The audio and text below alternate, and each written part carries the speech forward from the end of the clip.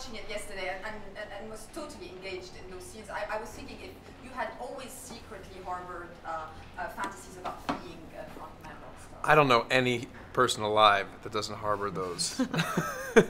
Right? I mean, even think about the terminology. When someone's great at something, you say, "Oh man, you're a rock star." Yeah, that's true. It is the, pinnacle of the idea of what it is to experience being in the center of the sun, in that format.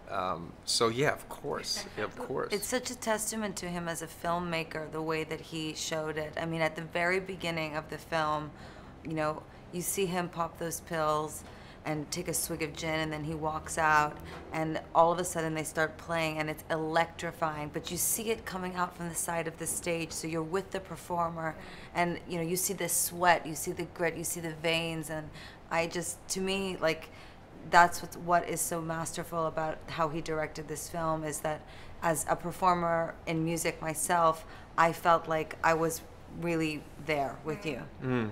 Yeah, it's true. And what advice did you give him? Obviously, you know that electrifying feeling of performing in front of tens and thousands of audience. Actually, the only advice that I would think of that I gave him that is notable is that I wanted the artist that he became in his character to come from himself. I didn't I remember one specific time. It was the scene in the drag bar where Allie comes and thinks she's going to meet him, and he's up on stage singing. And I had only at that point been used to singing in front of people. And, and there were 3 people in a drag bar. And I remember we did the first couple takes, and then she came up to me and whispered in my ear and said, you just have to say the words, you know the story. And then that's the take that's in the movie. And it changed everything. So she's being humble, but she always added little things that only an expert could do. And then she just said, it was very simple. And the best direction is simple direction, I find, as an actor. Once there's more than 20 words, I'm sort of lost, and I'm in my head as an actor. But just very simple, to the point, and she said it, I got it, and I could even feel the words coming off my mouth onto the microphone. And I remember as the song started, I went, oh yeah, of course. And it's such a beautiful scene, maybe it's time to let the old ways die, and he's, singing in a drag bar, a straight male, strong man, and it's just like this very special scene that means a lot on many deep levels. No, I agree. For you, are you a Edith Piaf forever kind of girl, Barbra Streisand every day, or Judy Garland on repeat? I love them all. I love them all. I would have to say, for me, I do listen to Edith Piaf almost every day.